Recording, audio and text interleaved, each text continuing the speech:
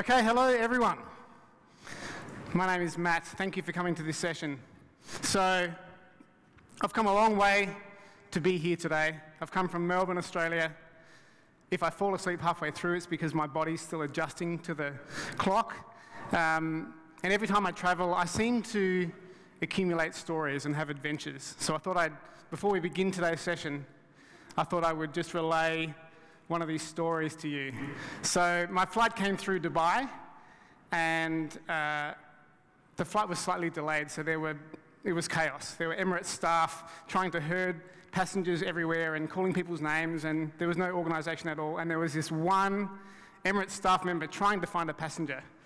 Her name was Mrs. Glass, and this poor gentleman was wandering around the Emirates waiting area saying, "Mrs. Glass, Mrs. Glass, Mrs. Glass," approaching every female, he had no information other than her name. "Mrs. Glass, Mrs. Glass, Mrs. Glass." And he saw me and he came up to me. He looked at me for about 10 seconds and he said, "Mrs. Glass?" Now, I used to have long hair, about down to here, but I'm pretty sure if he's asking me if I'm Mrs. Glass, he's run out of options. He's scraping the barrel. Anyway, it made me laugh. I hope he found Mrs. Glass. Anyway, so as you can see, today's talk is going to be a little bit different from other presentations you've seen because I don't have any slides. I'm actually going to be sketching my slides for you, and this is a bit risky because, well, it could go horribly wrong. I haven't done it before. And I also am very aware that when there's an element of danger in a presentation, it's more entertaining for the audience, right? So this is my gift to you. I'm taking a big risk. We'll see how it goes. Okay, so as I said, my name's Matt. I run a business, and that business is called Sketch Videos.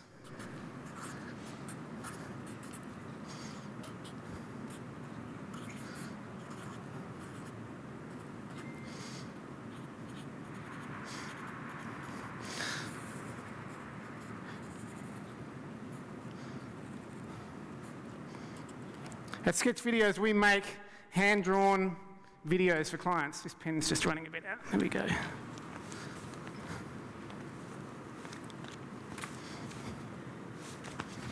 There it is. We make hand-drawn videos for clients. You might have seen those videos like the RSA make of TED Talks. There's a hand and it's holding a marker, kind of similar to exactly what I'm doing now. So there's a hand, and it's holding a marker, and it's drawing.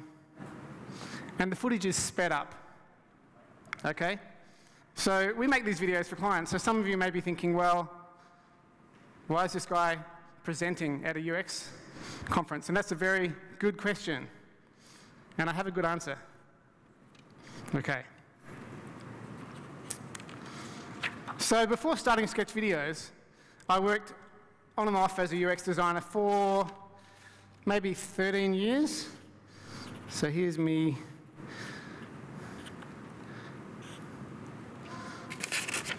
Let's bring this down a bit closer, sorry. Okay, that's better. This is supposed to be me. So I was a UX designer. I did a bit of everything. So for 13 years, I did some coding.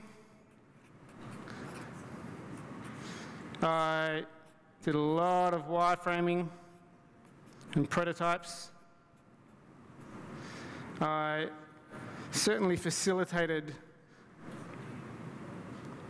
dozens, maybe hundreds of usability tests. I did a lot of managing stakeholders. Here's some stakeholders here. I did some graphic design or UI design. And all of these activities kind of come under this umbrella of UX, right? We've heard this phrase of UX being an umbrella term a couple of times today.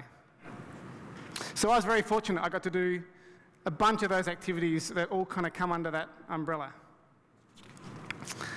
And it was a rewarding career, and a lot of the things that I learned, I published in a book.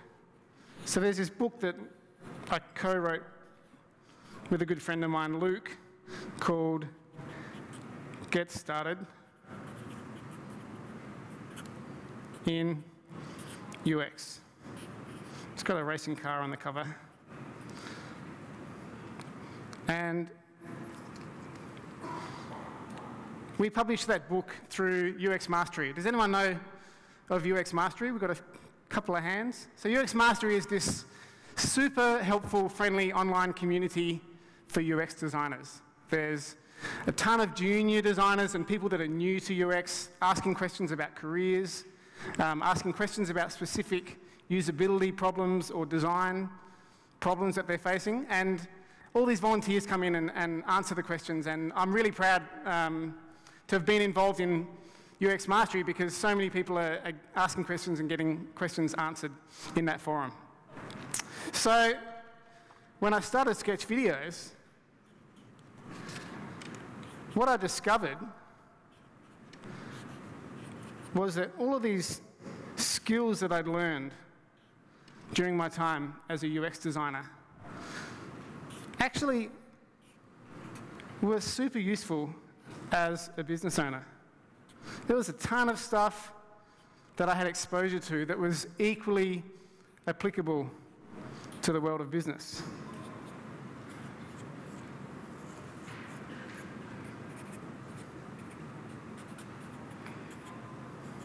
So that's what I want to focus on today, because the question is, what does our UX career look like? We all come from different backgrounds. I've spoken to people here today from a background in architecture, industrial design, project management, marketing, graphic design, coding.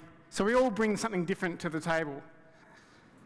And what I find really interesting is that much of what we learn in this space is useful for us beyond UX. So I'm going to go through a few of those skills that I found useful. So the first skill, which may not come as that much of a surprise, is the skill of sketching.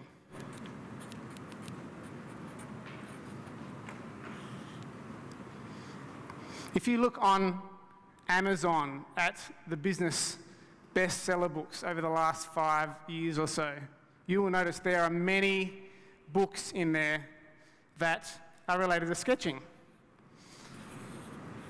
There's Mike Rohde's Sketchnote Handbook.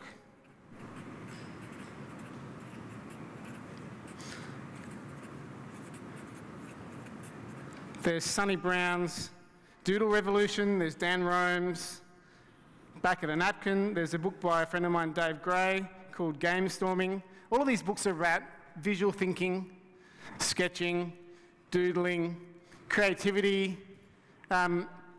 So there's something to the fact that if you're able to get down what's in your head on paper or on a whiteboard using a pen, it makes you a better designer and it makes you a better communicator, and therefore it makes you a better operator in the business world. The second skill is the skill of storytelling.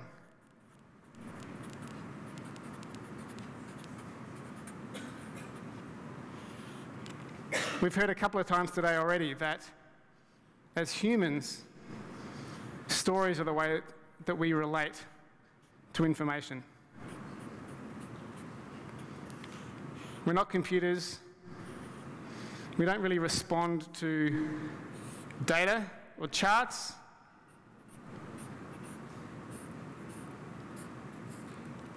We respond to stories.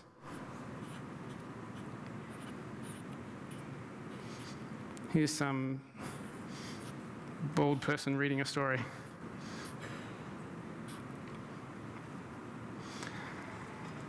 I know that the Syrian refugee crisis is something that's quite close to home here in Turkey, and the debate rages strong in Australia too about the fact that there are all these people in need, and certainly in Australia the government's approach has kind of been not to take a compassionate stand, whereas the people seem to be rallying to the government to say, actually, we need to help these 4 million people that are in need. And I feel like the answer to persuading important topics like that, if we hear 4 million refugees are in need, it doesn't seem to have any effect. But if we see a photo of someone and we hear their story, if we hear the background of what they've been through, that's the way for us to make an emotional plea and to get results. And the same is true in design, and the same is true in business. If you can tell a story, you can appeal to someone's emotions, and that's going to be more persuasive. The next skill is the skill of facilitating.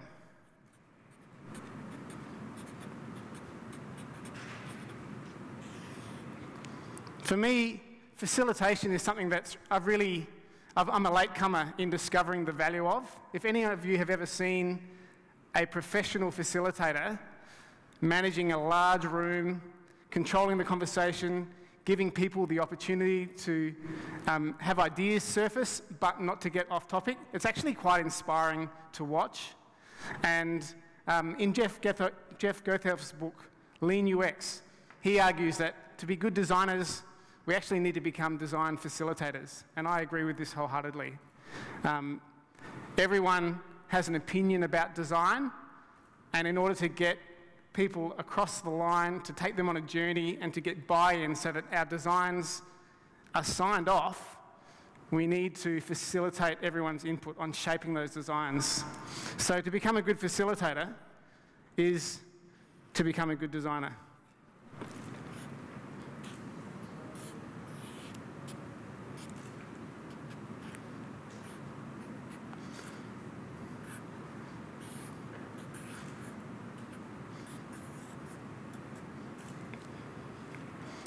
Okay, the next skill,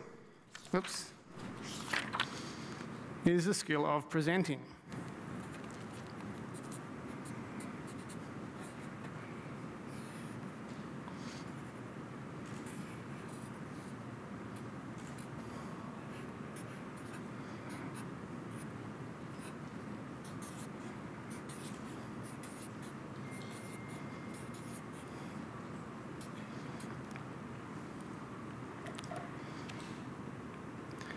I used to be petrified of public speaking and presenting. I think I inherited it from my mother. And maybe 7 or 8 years ago, I had a mentor who gave me a bit of a shove and said, you should get up and do some more public speaking. And I'm eternally grateful, because while I still have a long way to go, I feel like it has made me a better business person and a better designer. Sorry, this is just dropping. There we go.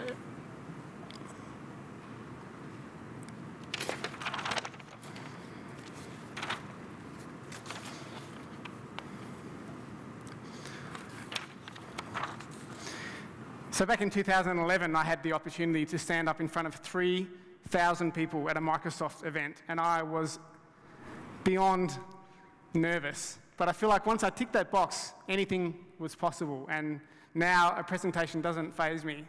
And it's come in so useful as a designer when I'm pitching ideas to clients or to stakeholders, and certainly as a business owner, pitching an offering to try and win a project. So if you are thinking, I love design, but I could never do public speaking, I could never present, I'm too shy, I'm too scared, try and face that fear and work on it, because it's a lifelong skill that will make you better in whatever vocation you end up pursuing. Because being a good presenter just is a powerful, persuasive way to convince people of what you're trying to sell. And at the end of the day, that's what we're doing. We're selling. We're selling design, we're selling ideas, we're selling concepts. So work on your presenting. I know I used to be physically sick at university before having to present to the class, and now I feel like it's something that I actually find a lot of joy in. The next skill is the skill of critique.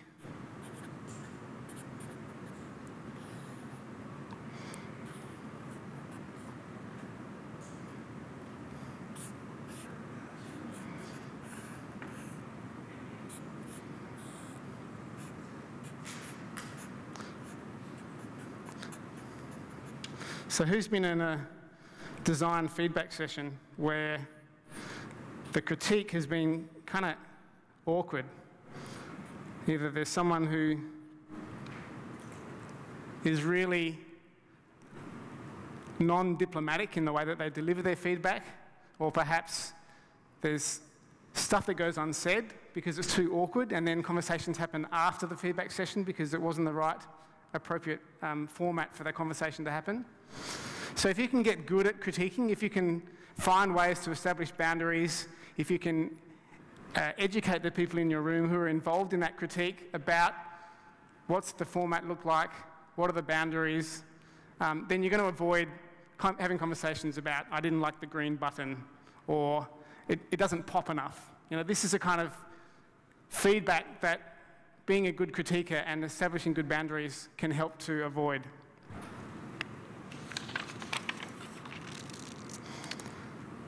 And the final skill that I have found useful as a UX designer and in business is the one of empathy. And we hear empathy thrown about a lot in the UX world, with the idea of if we empathise with our users, then it's a great way to kind of put our feet in their shoes, feel their pain, and then find inspiration for how to solve their problems. So here's somebody over here.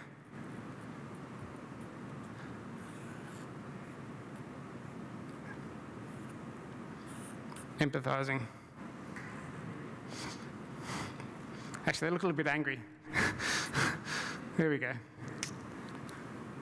For me personally, though, the concept of actually consciously focusing on my empathy skills has been quite revelatory in my personal life.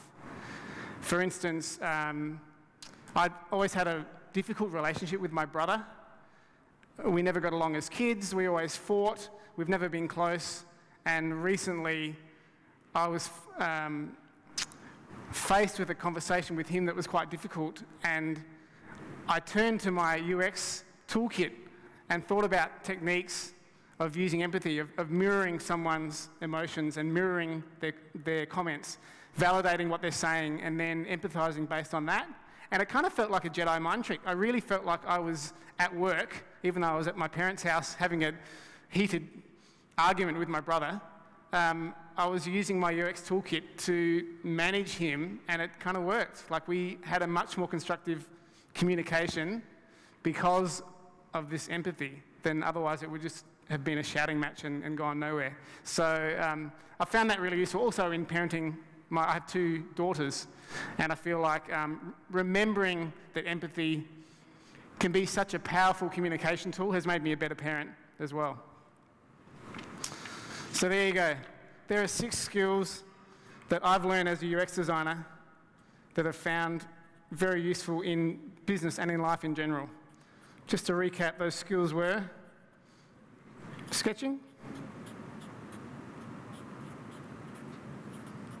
storytelling,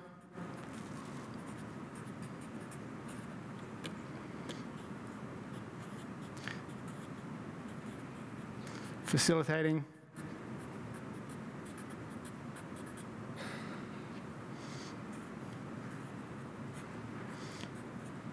presenting,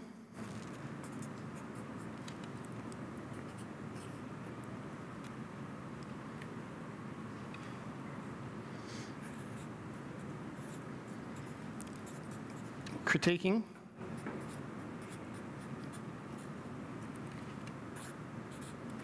and empathy.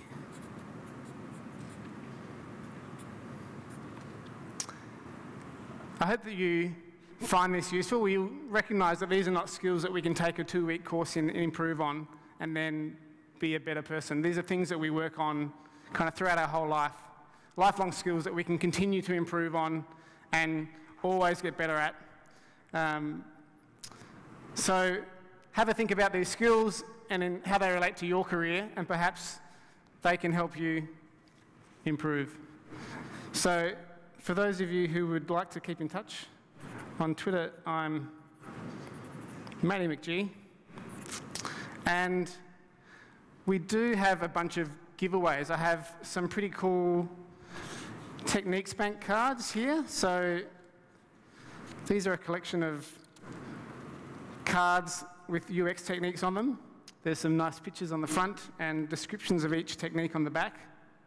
So I've got about 10 of these to give away. If you would like to sign up for the UX Mastery forums, the forums address is community.uxmastery.com.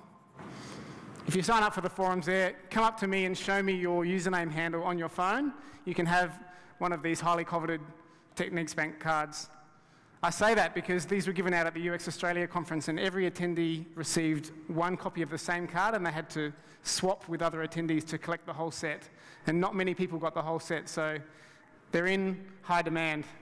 Anyway, so that's all I have for you today. Thank you very much for listening. I know that it's getting late in the day and everyone's kind of starting to get tired, but if we've got time for any questions, I'm happy to take one. Question down the front here.